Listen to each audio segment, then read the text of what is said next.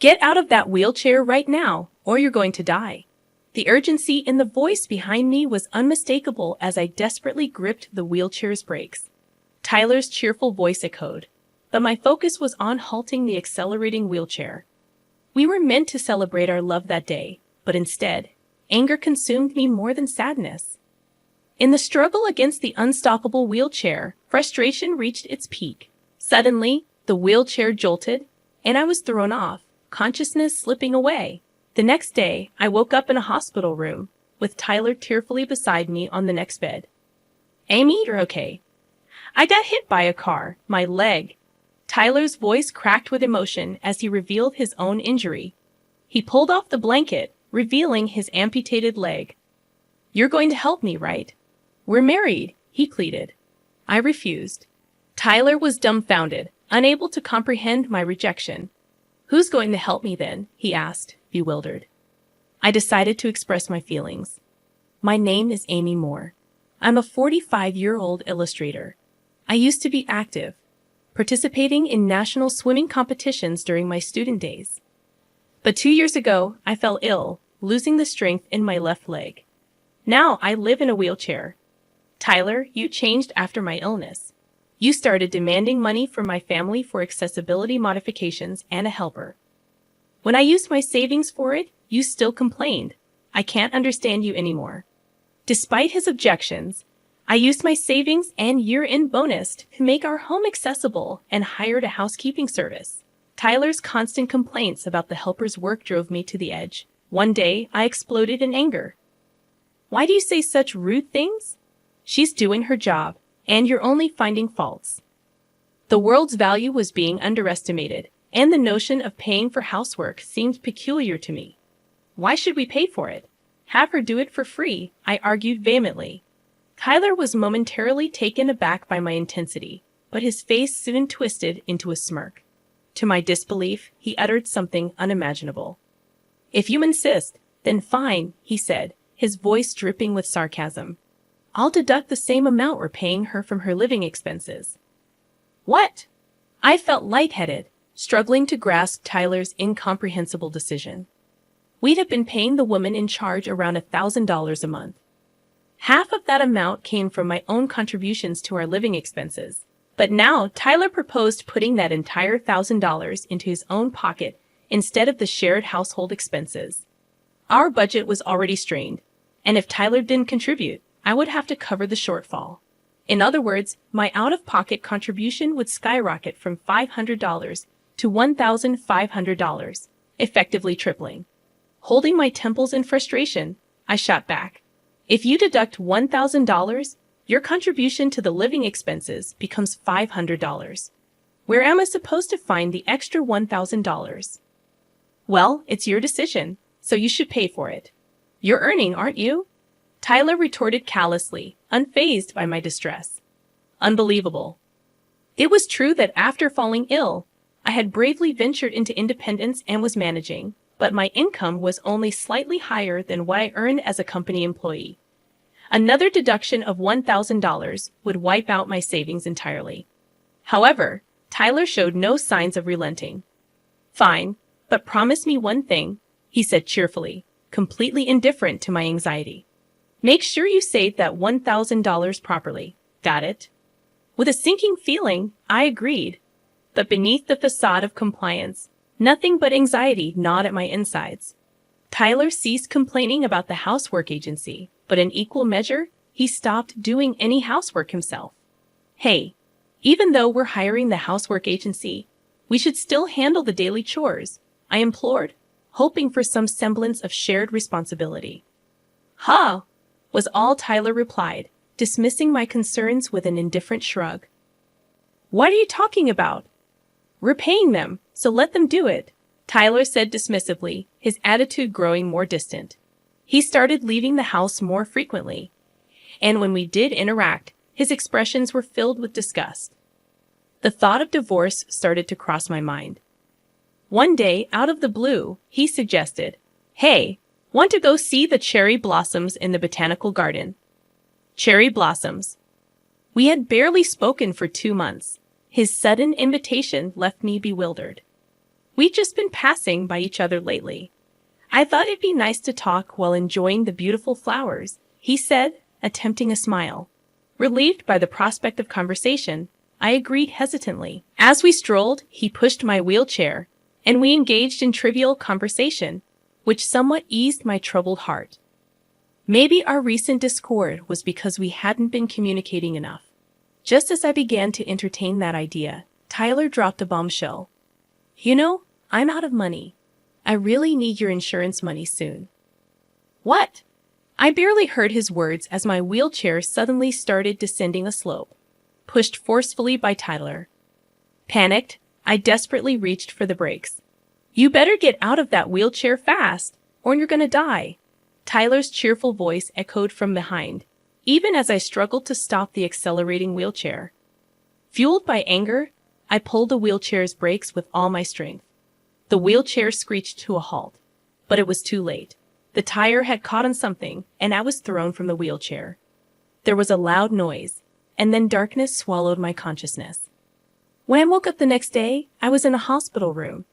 Glancing sideways, I saw Tyler crying on the next bed. After a while, he noticed I was awake and spoke with a fake smile. Amy, you're safe. I was hit by a car, and my leg.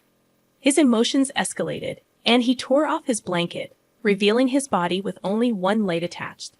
You'll help me, right? We're husband and wife, after all, he implored. I refuse, I replied firmly. Tyler was left speechless, unable to comprehend my refusal. Why would you refuse to help me? He stammered. Why should I take care of someone who pushed me down a hill just to get insurance money? I exclaimed, letting out all the pent-up emotions. I regret trusting you. If apologies could fix everything, we wouldn't need the police. My words drained the color from Tyler's face. I continued, not allowing him to interrupt. Weren't you supposed to be saving $1,000 a month for me? What happened to that? I asked accusingly. I am doing that, he replied, his voice shaky. Oh, really? Then use that money to pay for this hospital stay, I challenged him. Tyler stuttered in a panic, realizing he couldn't fulfill his promise. It became evident why I knew his financial situation. I had been managing our accounts.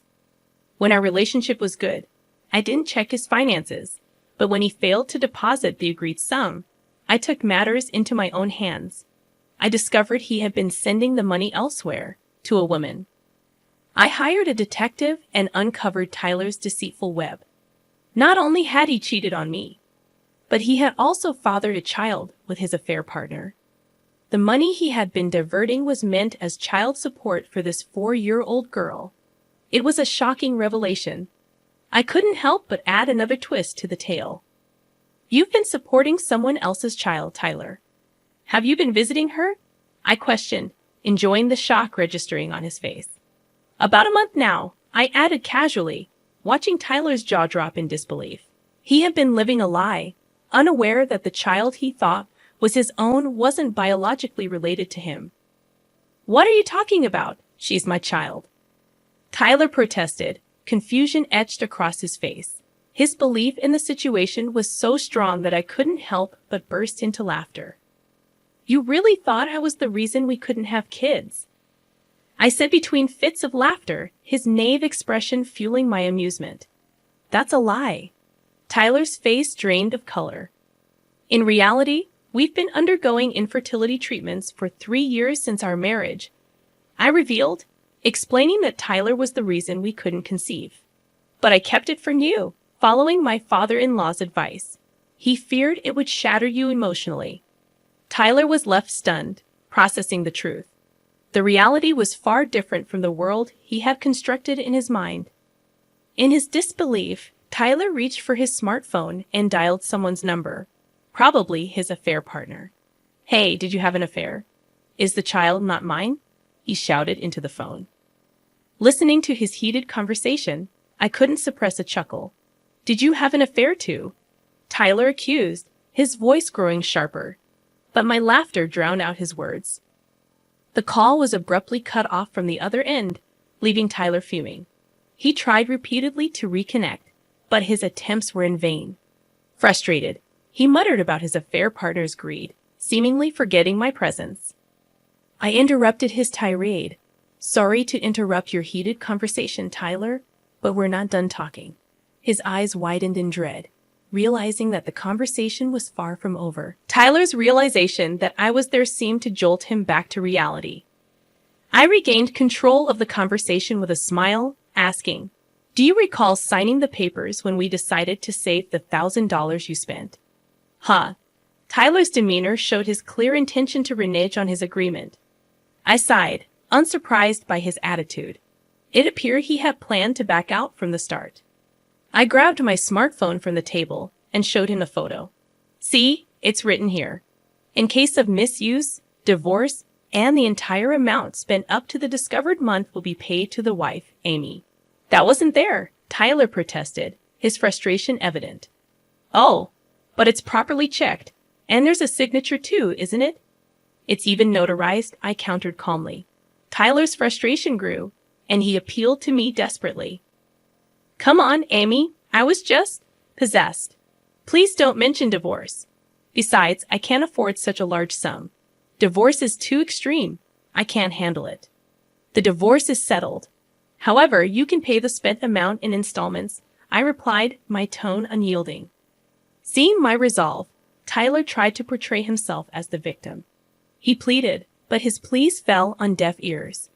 I sighed and gestured toward the figure lurking at the hospital room entrance. Please come in, Dad.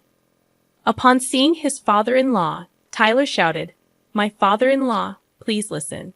This is all a misunderstanding. My father-in-law's face turned crimson, his eyes glaring at Tyler.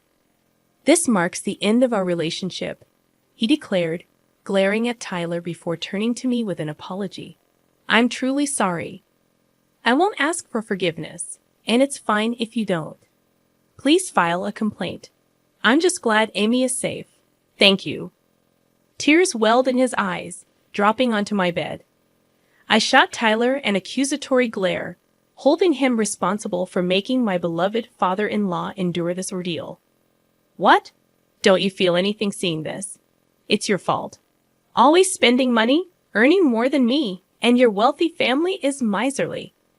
I don't know why I married you, I whispered, my voice laced with deep resentment. The beautiful memories we shared seemed tarnished, tainted by his actions.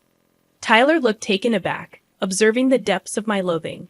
In an attempt to mask my pain, I forced a smile. Well, marrying for money and ending up with repayment. Quite a sad story, isn't it? Shut up.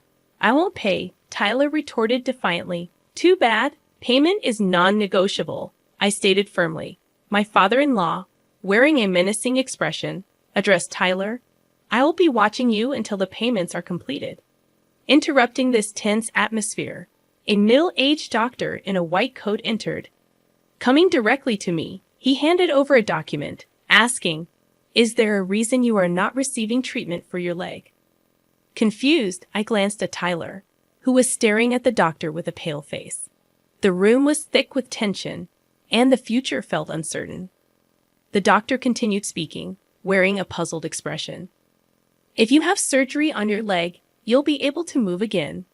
Didn't you hear that when you were diagnosed before? I didn't hear, I replied, glancing at Tyler, who avoided my gaze. A sense of foreboding washed over me. Tyler, you lied to me, I accused, my voice tinged with betrayal, but he remained non-committal. My father-in-law, furious, berated him again. Turning to the doctor, I asked, I didn't hear the diagnosis directly at the time. Could you please tell me? Yes, Amy, your illness is temporary paralysis caused by a herniated disc, leading to blood flow issues in your spinal cord. With some time and rehabilitation, you'll be able to walk again, the doctor explained gently. Tears welled up in my eyes at his words. I regretted trusting Tyler and not hearing the diagnosis firsthand.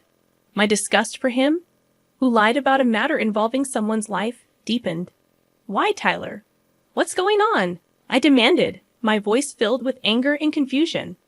Tyler stood frozen, his shoulder trembling as he suddenly burst into tears. If Amy is free to roam the world, I'm always left behind.